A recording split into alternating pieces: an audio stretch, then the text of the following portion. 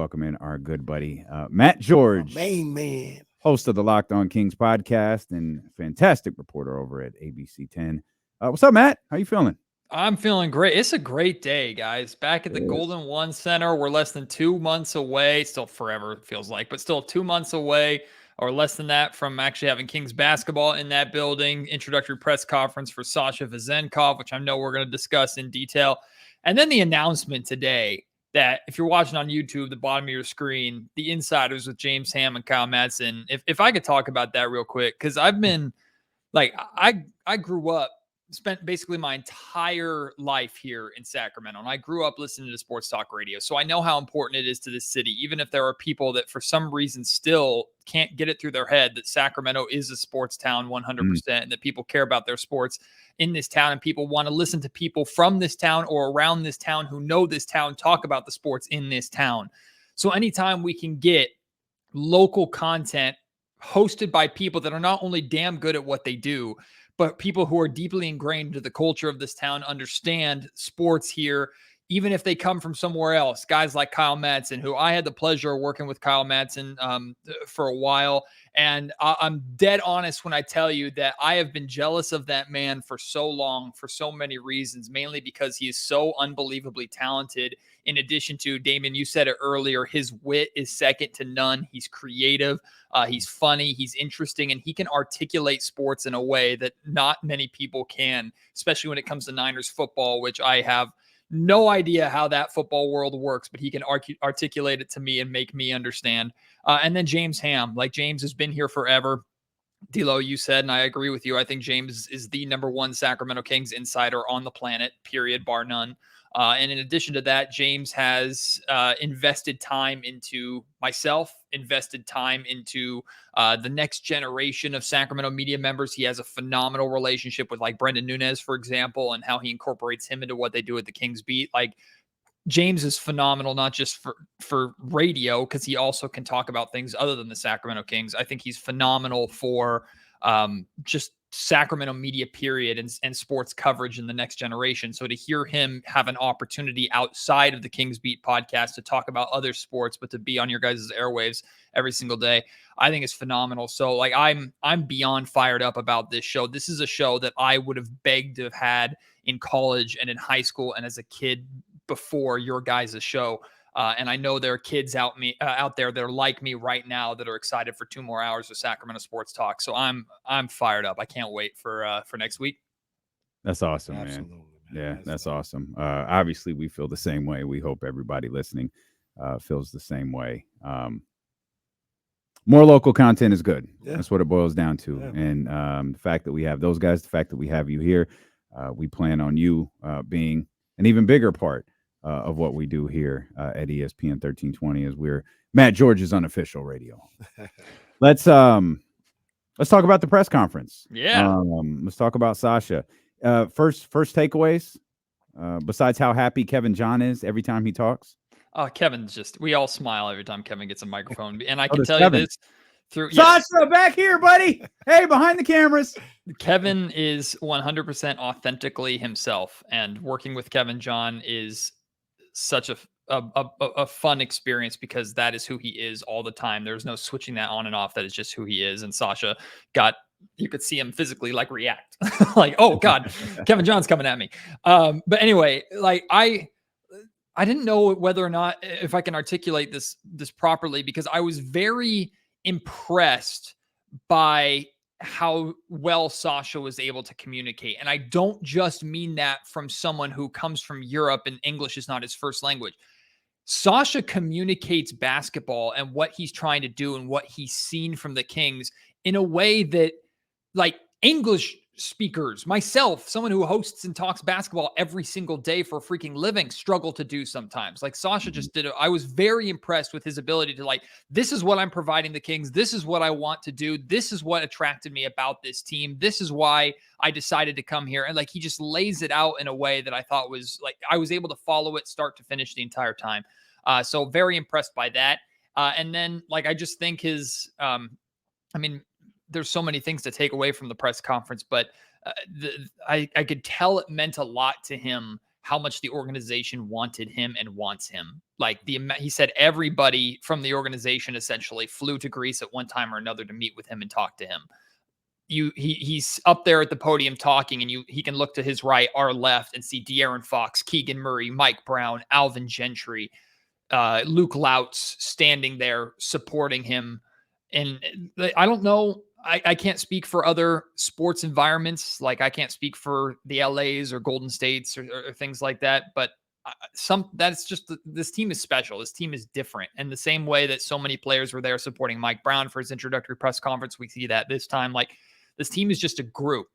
And I could tell there's genuine excitement from Sasha to be a part of he called it a new family here in Sacramento. And I think that's exactly what it is. Awesome. You know, oftentimes, and you get this a lot, or at least I get this a lot in football, right? Where there's a certain way, there's a certain identity to a franchise that seems weird to say that because, you know, it spans over generations. But I'll explain it here. In Chicago, Justin Fields is great, but they talk about the middle linebacker and the defense. Pittsburgh, they win football games with defense in Pittsburgh traditionally. I'm not talking about like this year. Like that's the identity. San Francisco 49ers, they've had a great defense for a long time, but it feels different when the offense is cooking because that's the identity of that franchise based on the championships they won and everything. I'll bring this here because you had a tweet that kind of gave me chills a little bit. He said, Sasha Vezenkov says the Kings played a beautiful style of basketball, and the pace specifically attracted his attention. He tried to watch as many Kings games as he could in Europe. I'm not saying this is a championship franchise or nothing like that. When you talk about beautiful style of basketball, that is Sacramento Kings basketball. And the fact that that's in a long back, time, yeah. The fact that that's back, like I said, it gave me chills seeing that again. That's Kings basketball, a beautiful style. Kenny, I love that because I felt the exact same way. And that wasn't me putting a word in Sasha's mouth that's the word he used when he was asked about how he followed Kings basketball. He said, man, what do I know about Kings basketball? I know that the Kings play a beautiful style of basketball, and more importantly, they win. Like that's what he said. And on top of that, like the pace attracting him, that I think that was one of his answers to a question that I asked him about, like how he like what specifically it was about the style of basketball the Kings play that made him want to be a part of it. But I mean, it very much reminds you, right, of the greatest show on court and the style of basketball the Sacramento Kings played and were known for in the late 90s and early 2000s. And like that's Sasha believes to some extent like that, whether he's familiar with the greatest show on court or not in the Kings history or not, he believes he can be a part of taking that to another level here in Sacramento. And it's hard to not believe him or not to imagine it based off of his ridiculous shooting ability, the quick release. And you just imagine like the Kings were already a close to dominant 3-point shooting team last year, the greatest offense in the regular season that we've ever seen offensive rating wise. And that included spells where this team had really, really bad shooting nights. But there are going to be times, guys, think about this. There are going to be times that De'Aaron Fox and Domantas Sabonis are on the floor together. And Sasha Vezenkov, Malik Monk, Keegan Murray, Kevin Huerter, Trey Lyles, combination after combination after combination of guys who are capable any given night of raining 5 threes on you in a quarter, let alone a game. Like this is... It's incredibly exciting on paper and then in your mind to think about how dynamic this Kings team can be to where, sure, if guy A has a bad night, guy B, C, D, and E are more than capable of stepping up and exploding at any given time. And we saw elements of that last year with Terrence Davis's 30-plus performance on national television. We saw Trey Lyles go off at times. We saw Fox and Monk each go for 40 in that ridiculous game in Los Angeles. Like, if I'm scouting against the Sacramento Kings, like, I better hope to God that what the Warriors did works every night and Domantas Sabonis struggles with that mid-range jumper, because how the hell do I scout to stop 6 different guys who can explode at any given time on the perimeter, in addition to De'Aaron Fox, who's going to go off for 30 if he wants to? How do you scout against that? Like, I don't know how this Kings team is going to be stopped, and Sasha Vezenkov fits right back into that mold. I know, man. That's what I've been saying. 74-8. Come on, man. What are we doing? That's being generous. That's being generous. That's what I'm saying. 74-8. Man, I'm saying the same thing. I've just been sitting there and I've watched, we had the top 25 games and I went back and watched them a lot last year. I think about an older Keegan Murray. I think about Sasha coming in. I think about Fox with the confidence that he's going to have in this game. I've been saying it, man. I feel the same way. And I'm trying to say, nah, stop that. Don't think that way. There's got to be, but I'm like, yo, I'll put it to you like this. If Sasha is what we hope he can be, I don't know how you stop this team. I mean, I think even if Sasha takes time, and I asked Monty this, and I joked that it might be a better question for Mike Brown, but Monty was the one in the press conference. Like, Sasha is bringing so much experience from EuroLeague basketball, and he's obviously a EuroLeague MVP, and he's 28, 29 years old, something around that. I think 28. He just turned 28. Like, he's an NBA veteran by all standards, except the fact that he's never played in the NBA before. So there's always going to be a transition period, right? And he even addressed Tristy Rodriguez, did a phenomenal job. I thought it was great asking about the Noah Lyles thing that's been going on. And Sasha had a good answer saying, like, we know if the EuroLeague champion played the NBA champion, what would happen? So thank you, Sasha. But I think like it's going to take some time for him to acclimate to the NBA game, but it's certainly not going to take as much time as like even Keegan took. Like, it felt like Keegan figured it out really, really quickly. But y'all remember the first couple of weeks, like Keegan was kind of figuring it out, and then even becoming a starter, still kind of figuring it out. And then he really settled in like midway part of the season. Like, give Sasha a week, 2 weeks, and the fact that I don't think Sasha has to do anything differently other than be himself and just try and improve, which is what he said he's going to be working on. But just be yourself. He doesn't have to come into the NBA and change the way he plays. If he plays, you copy and paste what he did in Europe here in Sacramento, it's going to work, in my opinion. So, like, I don't think it's going to take long for Sasha to figure out at all. And when he does figure it out, again, just add it to the pile, the arsenal of weapons that the Sacramento Kings have too. And I'd even mention this, and I got to mention this too, because I've talked a lot about him and I'm backing my guy. I think Davion Mitchell is going to break out offensively this season too. I'm not talking like huge breakout, but I think Davion Mitchell, we're talking year 3. We're talking a guy that offensively at the end of last season started to kind of get into his groove a little bit. I'm not talking a 40% three-point shooter, but 36, 37% from three, someone who can get downhill and get to his spots like he started to show. I think Davion Mitchell is going to command playing time because he's so good defensively, and offensively, he's going to figure it out. Let's stay with that for a minute then. Who's more responsible for Davion Mitchell breaking out offensively? Davion or Mike Brown? That's an excellent question. Thank you. I'm a broadcaster. I think it's Davion, because Mike has a system that clearly works for a vast majority of this roster. And finding your fit in what works. They're not going to change what works for you. I do think, and I said this at the beginning and early parts of last season, when Davion looked lost offensively, he just didn't look like he knew what he was supposed to do. I do put some of that on Mike, because I think they were asking him to do one thing, and then Malik kind of became the guy to do it better. So then they just kind of handed it over to Malik, and Davion was like, okay, now what do I do? And they said, I don't know. So I do think Mike needed to figure that out a little bit too. And I also think at some point during the season, either I imagine he said this or he did say this, like he took ownership of trying to figure out how to get everybody to meld together and work together. But at this point, like, Davion has a full year under his belt with Mike Brown. He has 2 full years under his belt of playing Kings basketball. He should know and have been working on over the course of his NBA career to this point how did I say year 3? It might be year 4. I don't even remember. Either way, it's year 3. It is year 3. Thank you. Either way, he has to, or he's had enough time now to figure it out to where I think he should know how he as a basketball player can be effective on the offensive end. Defensively, he's already got it figured out. He knows just be myself defensively. But what does being himself offensively mean for the Sacramento Kings system? So I think a lot of that's on him. I agree with you. I think Davion is about to have an excellent season. And like you said, it's all relative. Like, nobody's saying he's taking over the starting point guard position, nothing like that. But in his role, I think he's going to have a really, really good season.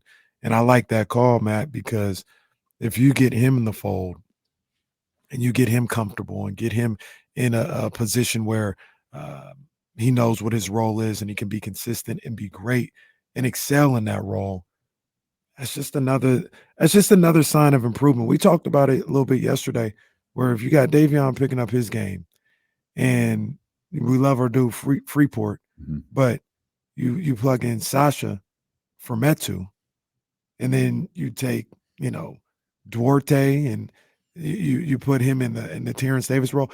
You can make the argument they upgraded on 2 spots. In 1 spot, Davion Mitchell, he just got better with age. Like, this team, I don't know where this team is going to ultimately end up, but man, they've got some weapons. That roster is pretty deep, man. Davion is an absolute gym rat. Like, he doesn't need motivation to show up. In fact, you have to lock the gym, bar the windows, and hire an army of 100 people just to keep him out of a gym, it seems like at times. So he doesn't need motivation to get himself going every single day. But if I was Davion, the thing I'd be telling myself coming into training camp and every single day this season is make it impossible for them to keep you out of the game. And what I mean by that is defensively, you are already the best defender on this roster. It's not debatable. He is on ball. Off ball, there could be work, but that you could say that for the entire roster. But on ball defender, there's not a better defender on this roster. And the Kings are trying to improve defensively. So naturally, they're going to want to play their best defender if they're trying to improve defensively. Be enough offensively partnered with your incredible defense to where Mike is frustrated, almost like, I got to get this man 25 minutes a night, or damn it, I can't play 6 guys because I want Fox, Monk, and Davion all on the floor here to end the game because I need that defense and I need that energy that Fox and Monk provide. Do I go small? Well, damn it. Now I have to figure out I got to put Keegan out there. What do I do with Barnes? What do I do? Make it very difficult on Mike Brown to decide, you know what, Davion, rotationally, I just have to sit you at this point in time because Davion can have those kind of nights where he's solid enough offensively and he is impactful enough defensively where you cannot give any kind of positive or good reason to not have him in the game. He's capable of doing that on a nightly basis, I think. I'll say this about Davion too, because I'm always drawn back to his amazing conversation that he had at Charlene's Beauty Supply with Chris Haynes and Mark Stein. When Chris asked him about, doing more next year, the first thing he said, I got to hit my shots. To stay on the floor with this basketball team, I have to hit my shots. Yep. And he's not making excuses for, the way Mike is playing him. He's not talking about the rotations. He's not talking about, when he comes in for De'Aaron and when De'Aaron's out and when De'Aaron's back in and how it can kind of be herky-jerky at times. He never brought that up. He said, I've got to hit my shots. I hit my shots. He said exactly what Matt just said. Coach can't take me off the floor. So this is a fun conversation between, with us. This is a fun conversation for Kings fans when you talk about, what can Mike do to put Davion in a better position? Davion, by his own words, knows what he could do to be in a better position with Mike. You know how much Davion Mitchell could piss off the top guards in the league if he could annoy the hell out of them on one end and then come back the other end and hit a pull-up 3 on them? Oh my God. You know how many point guards or even forwards who are going to probably get a technical foul for trying to put a body into Davion to say this can't be happening. This guy can't be doing that to us. Like Davion, we've been talking about wanting enforcers on this team for a while, for a long time. And different guys are enforcers in different ways. Like De'Aaron is not an enforcer of yell and scream at you. He's a leader by example, but also he won't shy away from talking to you if he needs to.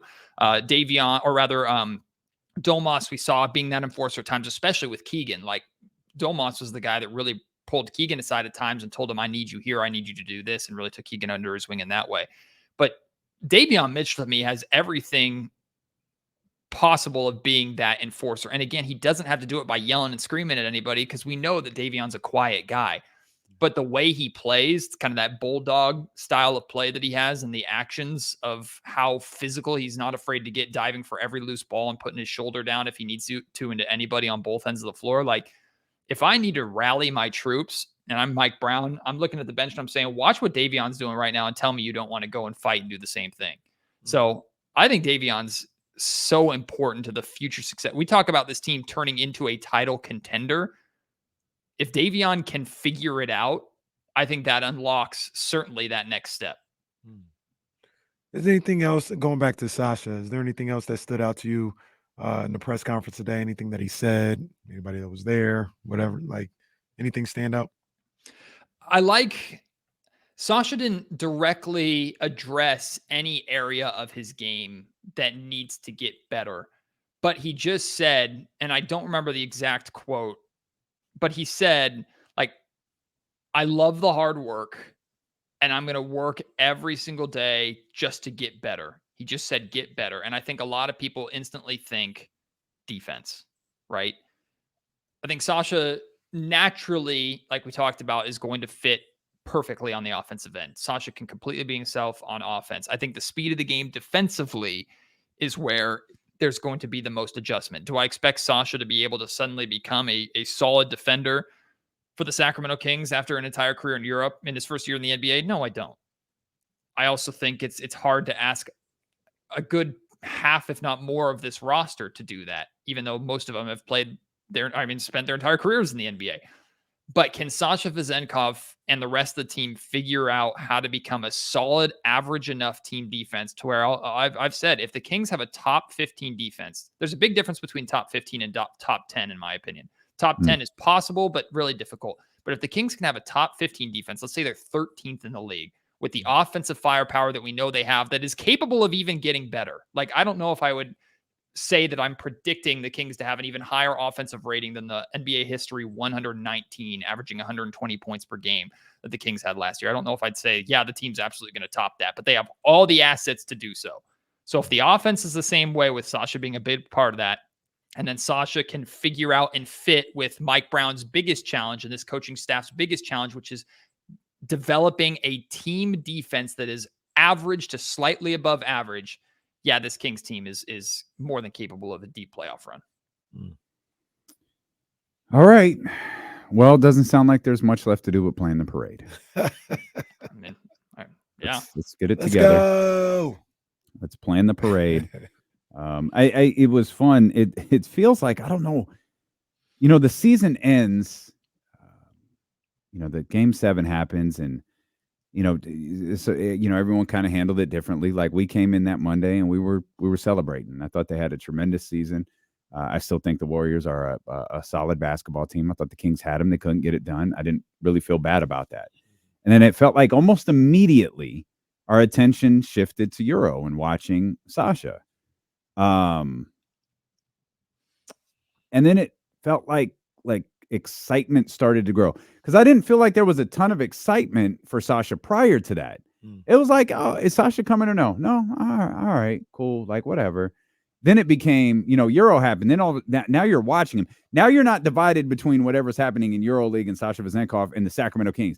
Now your eyes are just focused on him. Yeah. And since, what was that, May, the end of April, whatever it was, beginning of May, it's like excitement has grown and grown and grown and grown.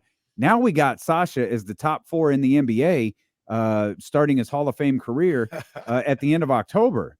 And like, hey, I'm all for it. Yeah. And, while we have our fun with that conversation, like, if we find if Sasha is somewhere between, okay, whatever happens, and this Hall of Famer that we've already made, if he's anywhere in between, if he's like right in the middle, bruh, this team really is good. You have it's that weapons conversation. Talk about Keegan Murray, the growth of Keegan Murray, something KC brought up earlier. Matt, like, what steps does he take? We're talking about Davion taking steps this year, him having, being better offensively.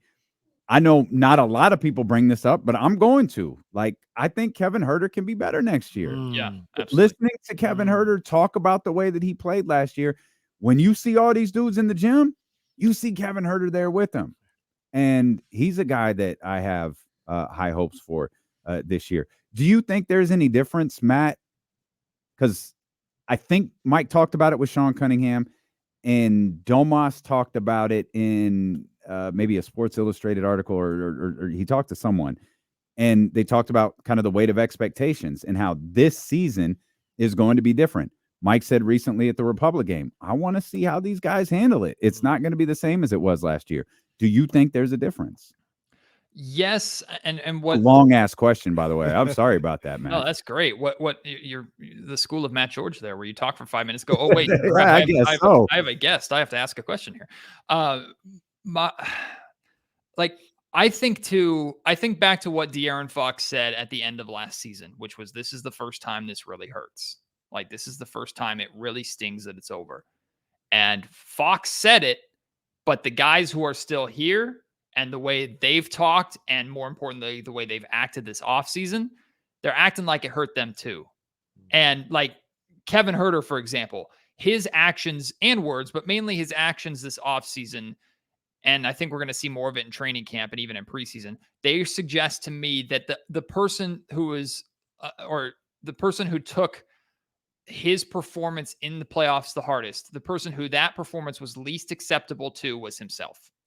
Like, maybe even Harrison Barnes to some extent, maybe Domantas Sabonis to some extent. Like, these guys know they were this close, and they ain't making excuses, this close to knocking off the defending champions. And then who knows from there how deep they could have gone and what they would have done against LA. We don't need to speculate. They know how good they are and how close they were in the playoff series that they were in. And they saw that it took a iconic, historic Steph Curry performance in order to put them down in their first year together, in their first year in the playoffs as a franchise in 16 seasons. Like that, they know what they have here is special. And I mean, even Trey Lyles wanting to return and wanting to be a part of this going forward, I think that spoke volumes too, of like, nah, this is it. Like, this is where I want to be. This is where I need to be. So I think it's different in the sense that these guys thought and believed. Like, every single team goes into media day every single year going, yeah, we're a playoff team or we're a championship contender this year. But then pretty quickly it's weaned out, right? And we heard Kevin Huerter saying how excited he was to be in Sacramento and play with Domas. We heard these guys talking about how good it is to play for Mike Brown, but they were hopeful that they could be what they were. And in fact, I think they knew well before us that they could be that good, but maybe they surprised themselves too. Going into this year, they know they're already that good. And Mike has been preaching the gap between good and great is way harder than bad to good. So he's already preparing them for the road is only going to get tougher. And all I see by their actions and their words is that they're ready to take on that challenge. And different guys have individual growth that needs to be done. But as a team, they know that they don't have to be perfect to get it done. But if they are perfect, they're next to unstoppable, especially offensively. I mean, and we kind of bring them up there a little bit. I think they got the perfect guy leading them, Mike Brown, perfect guy that's going to prepare them for what's ahead of them and prepare them for where they want to go. You know, like, he's going to challenge these guys. We saw it all last year, you know, and I thought he did a great job of, you know, there were times when, you know, they needed, you know, that boost, you know, in their back. Like, man, you guys are great. Like, you're really good. Like, I remember specifically that Clippers game, he was like really hyped up in the third quarter of that game, really wanted that game. So he would show them love. But there were times like the Knicks game where they won, and like, man, that wasn't good enough. Yeah. It wasn't good enough, man. Where our goals aren't just to be a cute little story. We're trying to win a championship. And if we're trying to win a championship, that's not good enough. And just his understanding of the moment with this particular group, I think, makes him perfect for what they're trying to embark on.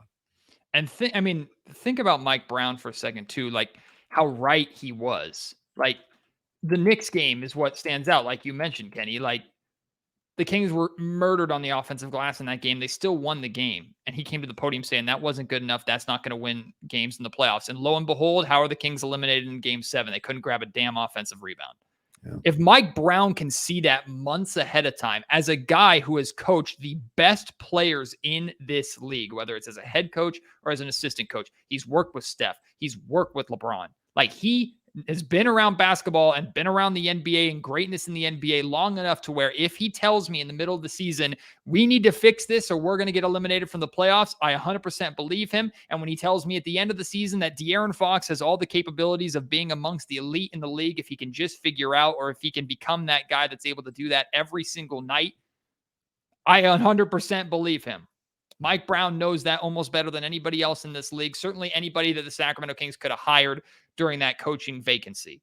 So if Mike believes it, then everybody else should believe it. And certainly everybody in that locker room should believe it, because he saw, before all of us saw, the path in the playoffs of how this team could win and could lose. And unfortunately, he was right about how they were going to lose.